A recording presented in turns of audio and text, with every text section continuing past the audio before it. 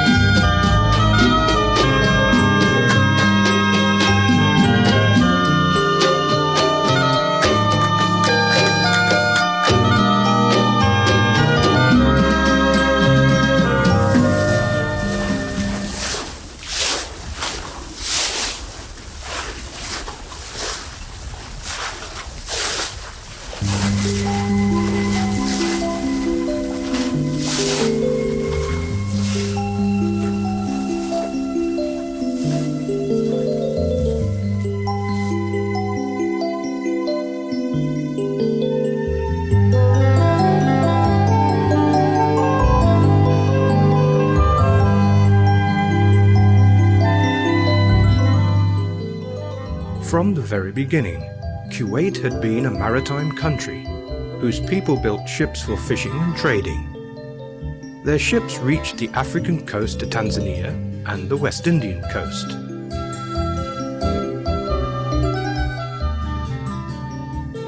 At the start of the seafaring season in early September, Kuwaiti booms sailed with their cargo of dates from Shatt al-Arab to be marketed at the ports of India, Yemen and Africa.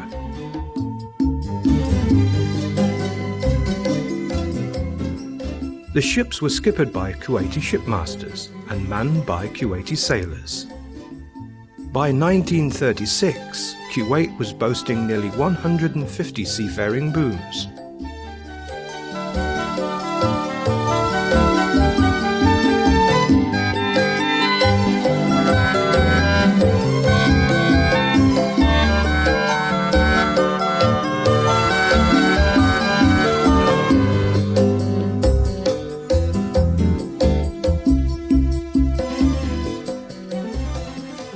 A thriving world and a great faith in life made Kuwait the main trading port in the Gulf, rivaled only by Saur in Oman and Al Jassim and Kung in Iran.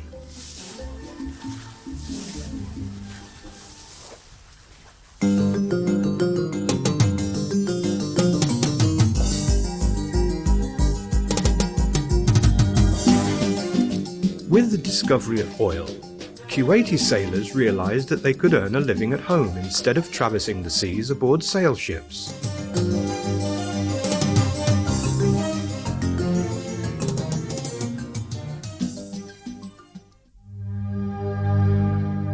Months went by and their ships were left anchored and forsaken along the coast, wondering about what had befallen their sailors. The shipmasters couldn't endure for long the sight of their ships being scorched by the blazing sun. They soon followed in their sailors' steps and abandoned the sea to work in private companies or in the civil service.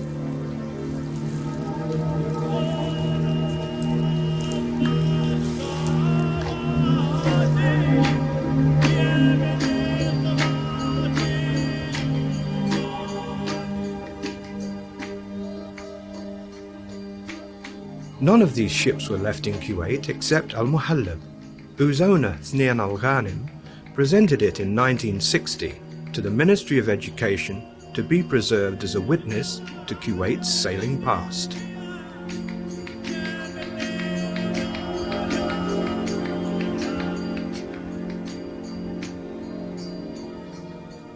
Almuhhallab was built in 1937 by the Grand Shipwright Muhammad ibn Abdullah for the trader Thnayan al-Ghanim and his brother Muhammad.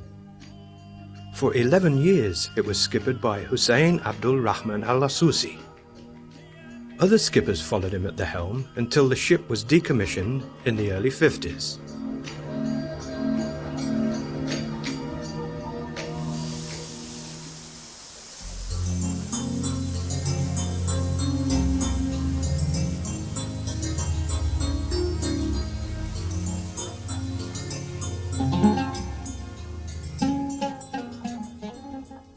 Shipbuilders didn't have to abandon their craft and work in the oil industry, because demand for medium-sized ships and fishing boats was still strong.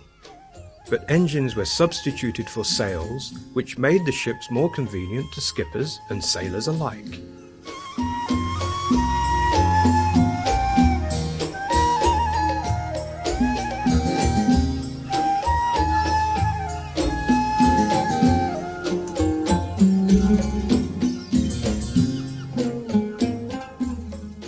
Since freight continued throughout the Gulf, and since fishing was becoming more important with the steady increase in population, Kuwaiti shipbuilders carried on with the craft of their ancestors, for which Kuwait was famous as the best builder of the seafaring boom in both the Gulf and Indian Ocean, and perhaps in the whole world.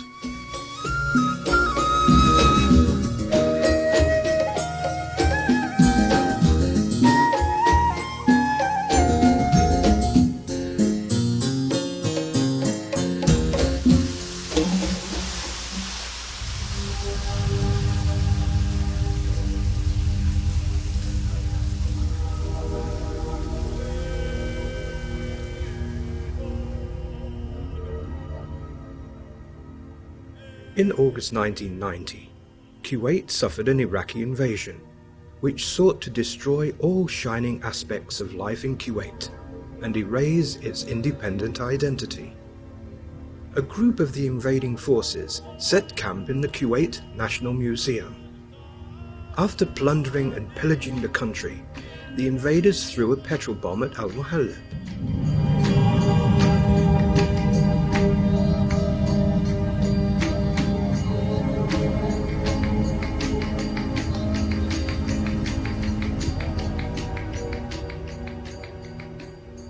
Nothing was left of it but a heap of ashes and nails, along with some photographs in the National Museum.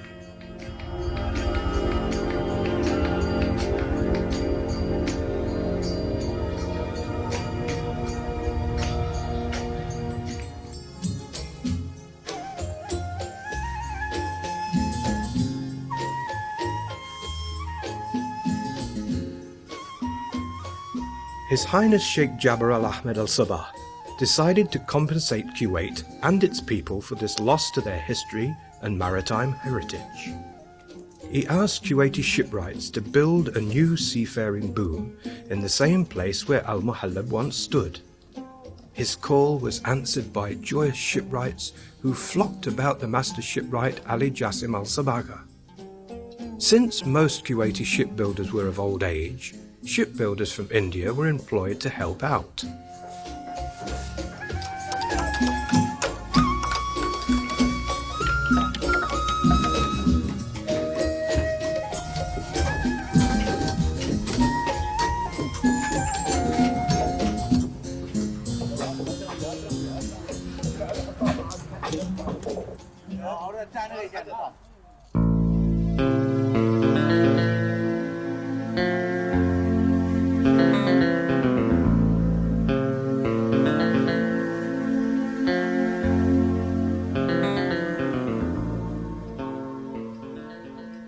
Shipbuilding in Kuwait is both an art and a science.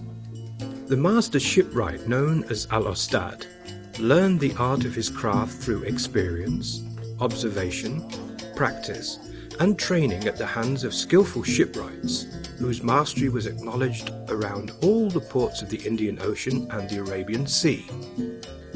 He didn't use blueprints, but relied on observation, imagination, artistic taste, and a sense of environment. That's why Kuwaiti shipwrights produced unique and unrepeatable works of art.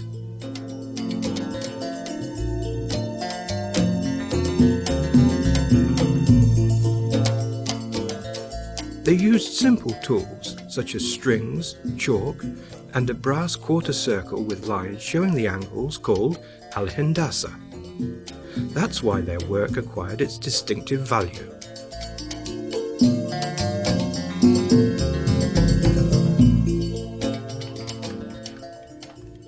Shipbuilders working under Al-Ustad used saws, chisels, hammers, and various types of planes.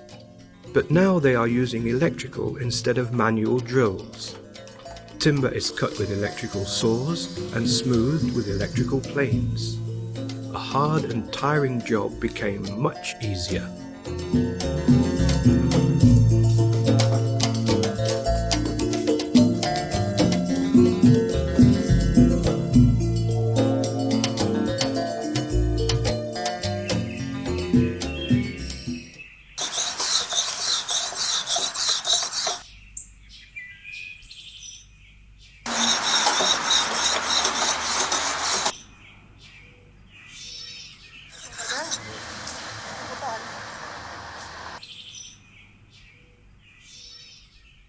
On Saturday, January the 6th, 1996, Albiz, the keel of the ship, was laid on timber beams to lift it off the ground.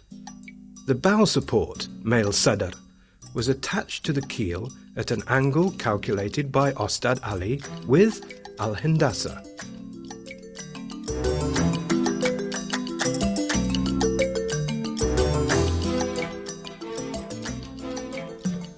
The stern support was put in place in a similar manner. Planks were then placed at both sides of the keel, with each plank bending outwards from the centre. 7 planks were then placed at each side.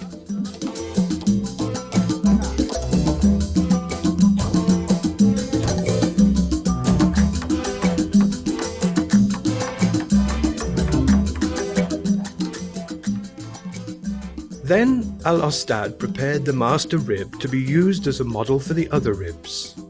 He designed a rib for the front third of the hull and another for the back third. Other ribs followed according to the required design. This stage is the most important and delicate in boom construction because it is here that Al-Ustad determines the boom shape and navigational specifications.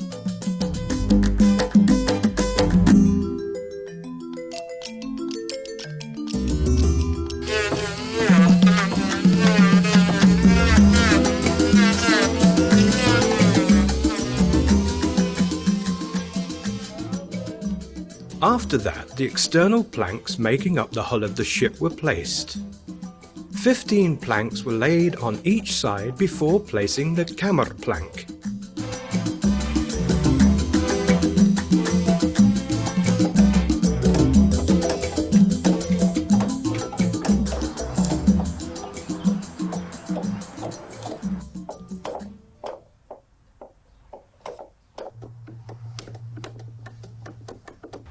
This plank requires utmost care when put in place because its thickness is double that of the other planks.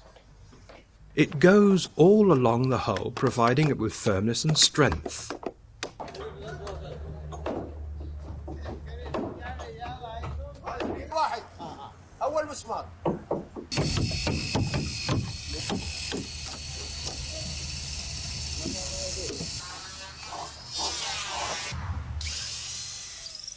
Nails used to fasten the planks to the ribs were wrapped in wicks soaked in coconut oil and wood resin to repel moisture.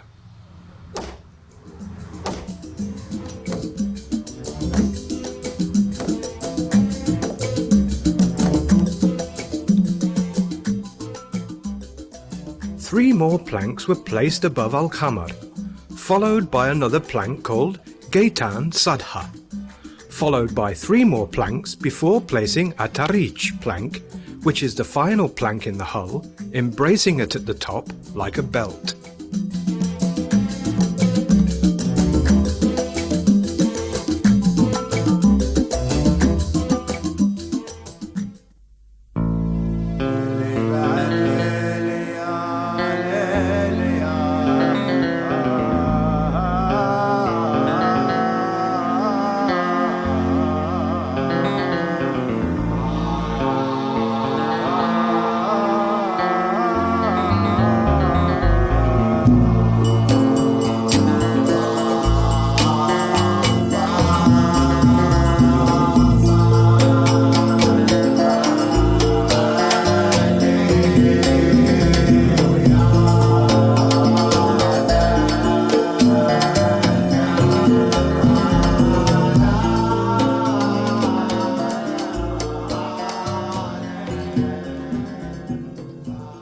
Every morning at 10 o'clock, the shipbuilders would take a rest and enjoy a simple breakfast of yogurt, dates and bread.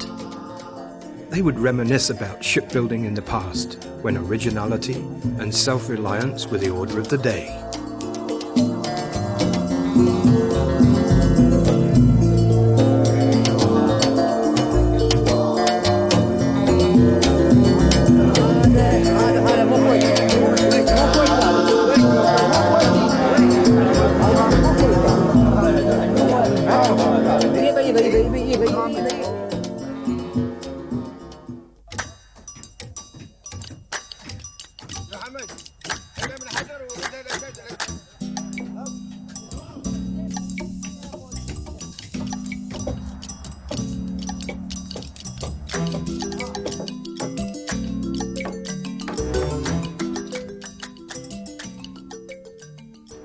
After placing all the ribs on the keel, the ship looked like a thorax.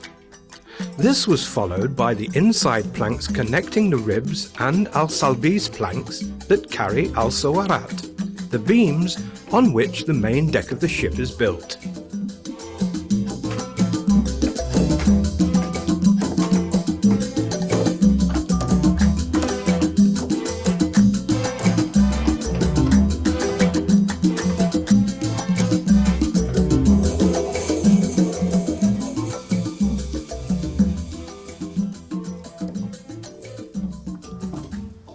The beams were carefully chosen by our stad from tough and straight trees.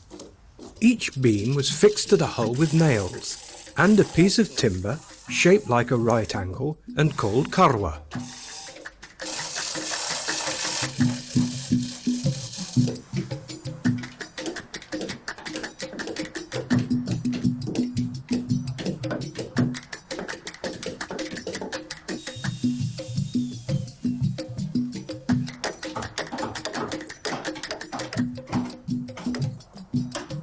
After that, the deck was laid with planks from teak wood which were fastened to the beams, leaving no gaps through which water could penetrate.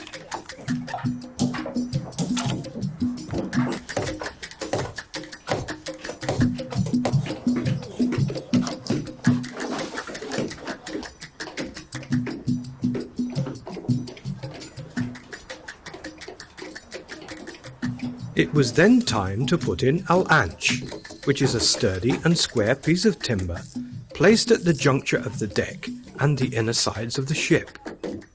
Assembling this piece is an awkward task because of its thickness and hardness, which make it hard to bend according to the requirements of the hull. Yet, the Kuwaiti shipwrights had overcome this difficulty with their profound experience.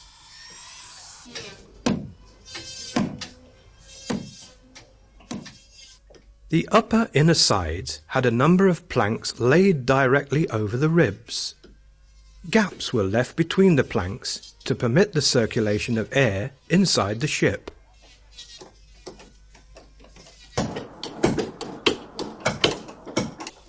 The shipbuilders cut off the tips of the ribs at the level of al-tarich plank on the top of the hull. Then they covered the ribs with a plank called al-zabadra, which had to be thick and sturdy to prevent water from entering the ship.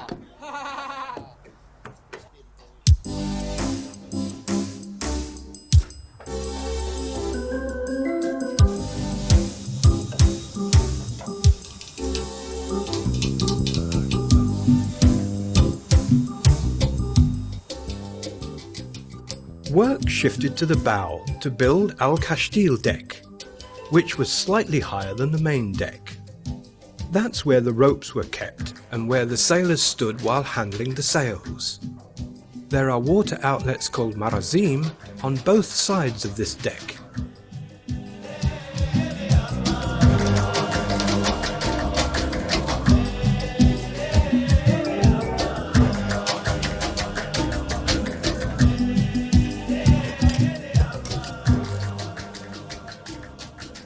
Then work started on the stern to build the neem, or stern deck, on which the shipmaster, the rudderman, and al-ostad stood.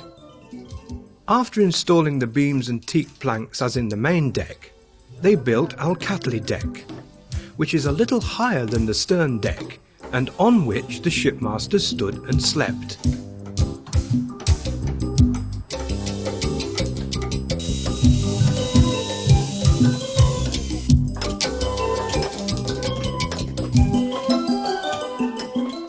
Under the stern deck there's a compartment for storing food, ropes and sails called al-dabusa.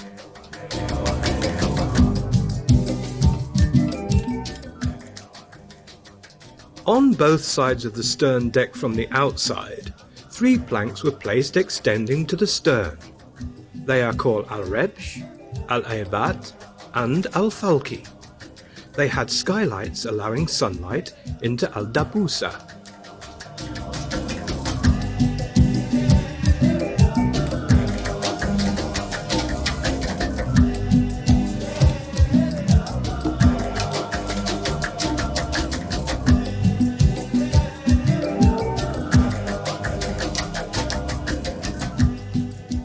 Right-angled frames were placed at the sides of the stern deck entrance.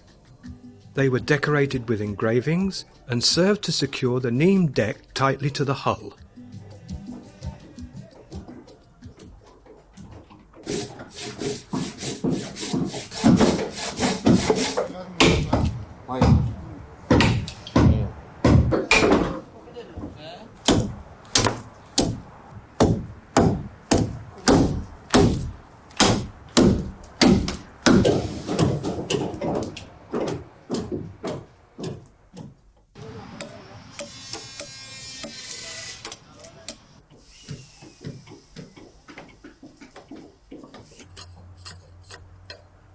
Then al-Abaydah was installed. It's a piece of hard wood with 4 long apertures called afkhaz, and housing 4 pulleys on which the sail ropes run. It is fixed at a slanting angle from the ship's deck near the stern deck.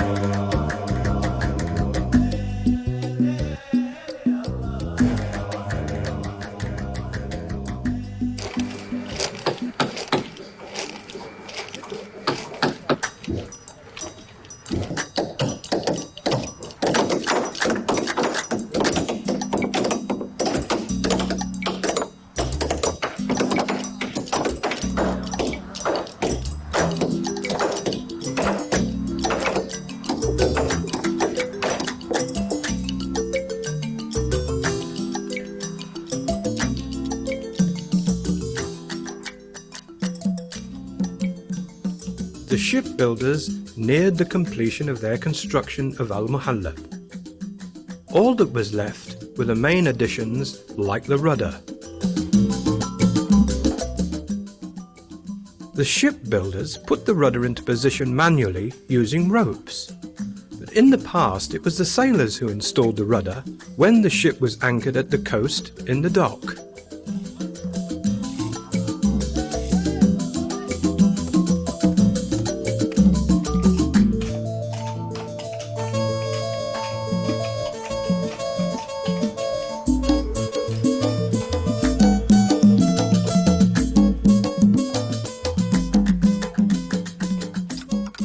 The shipbuilders filled the gaps between the planks with cotton wicks soaked with oil. They used hammers to drive the wicks in. The sound of the hammers invoked nostalgic memories of the times when the entire coast of old Kuwait reverberated with the echoes of the shipbuilders' hammers.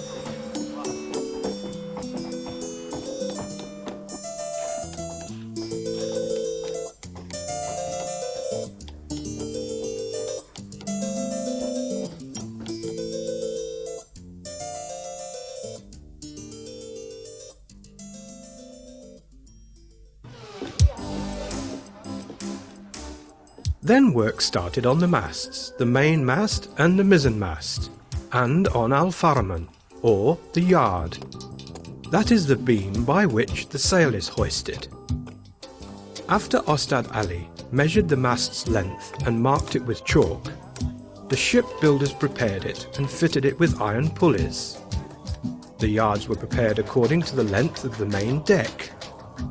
The shipbuilders also prepared al-dastur, which is a straight timber bar with the sail fastened to one end and pulled forward to assist the movement of the ship.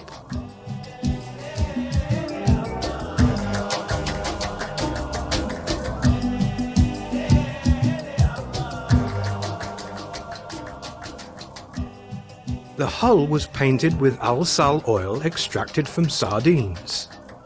This was to protect the planks from corrosion, sun heat, and to prolong the ship's life. This oil used to be bought from Al-Mahara coast in South Yemen.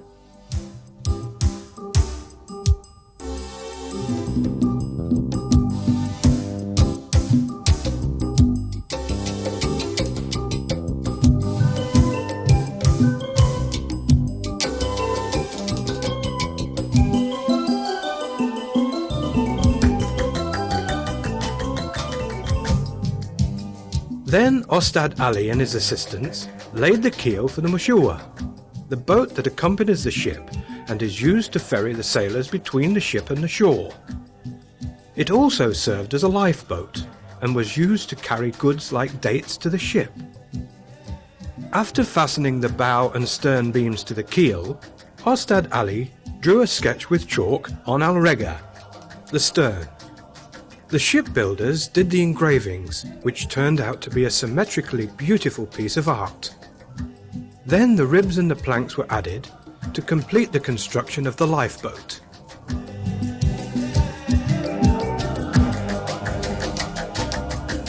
A smaller boat, al-Kate, used by the shipmaster in his transports, was also built. By now, everything was ready for the sailors to begin preparing the machinery of the ship.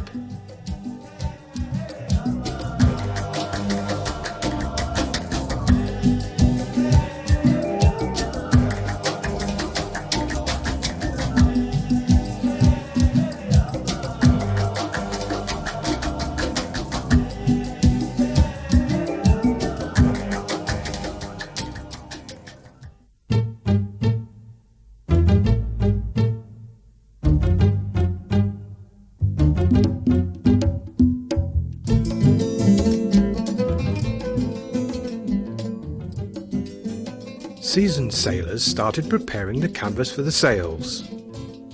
The sight of sailors sewing the sails brought back memories of old times, when the coast was wide open for them to prepare their sails whenever they wanted.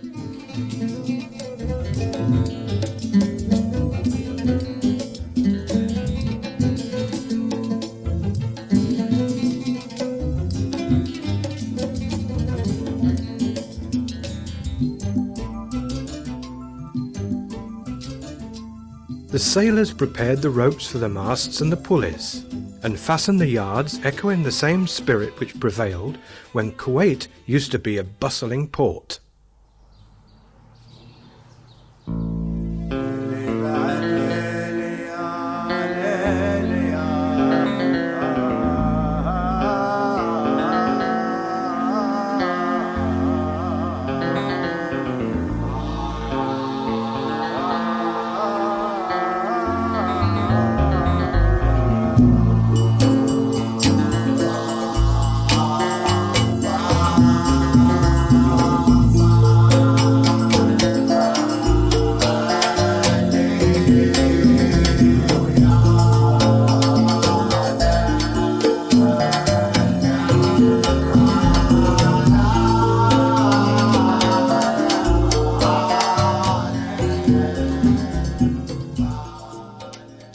Mechanical cranes were used to lift the masts and put them in position.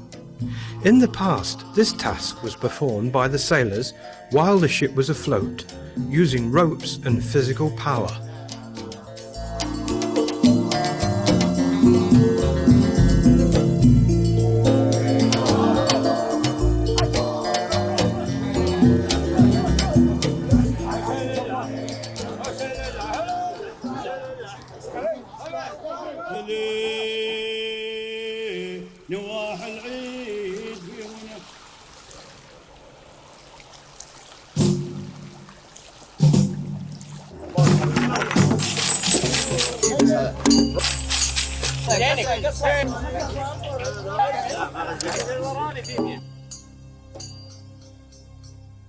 Al-Shuna is now being applied to the lower part of the hull. It's a mixture of lime and animal fat that helps protect the submerged part of the ship against moisture and crustaceans.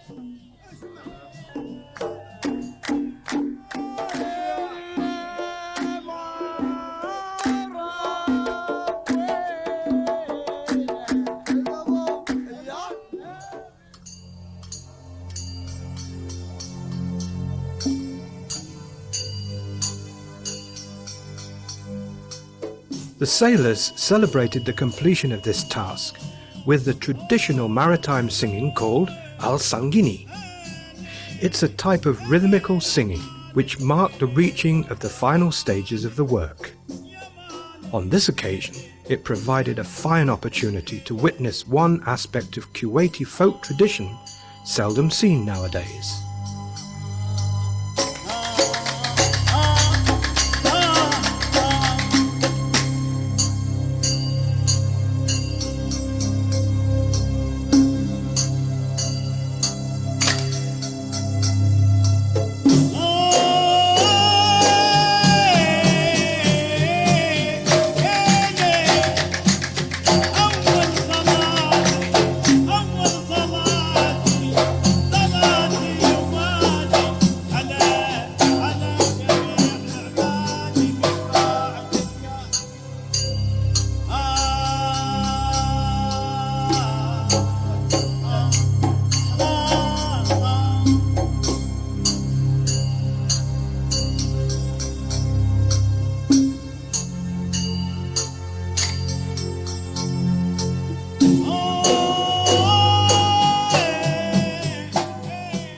When His Highness Sheikh Jabr al-Ahmed al-Sabah asked the Kuwaiti shipbuilders to build a new Almuhhallab, he found in them men full of enthusiasm and willingness to tackle this task. Old age did not hinder many of them from working from morning till sunset, 6 days a week.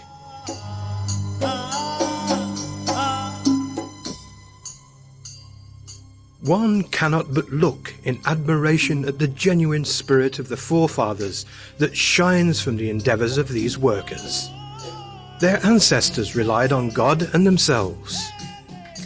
With faith in God, they built splendid ships which hoisted high Kuwait's banners from Shatt al-Arab in the north to the Indian port of Calicut and the port of Zanzibar in the south.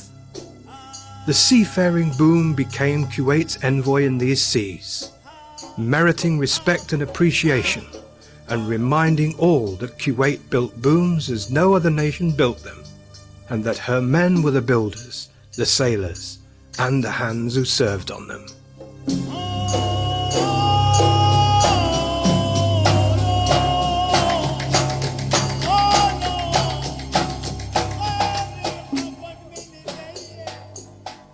The current legacy of oil cannot be compared to the older legacy of the sea.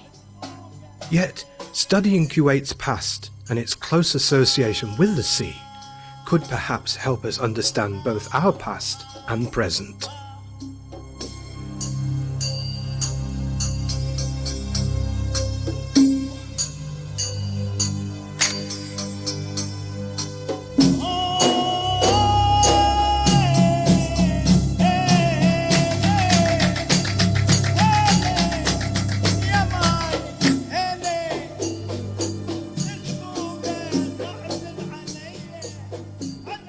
It's no wonder that we rejoice at the building of the new Almuhhallab.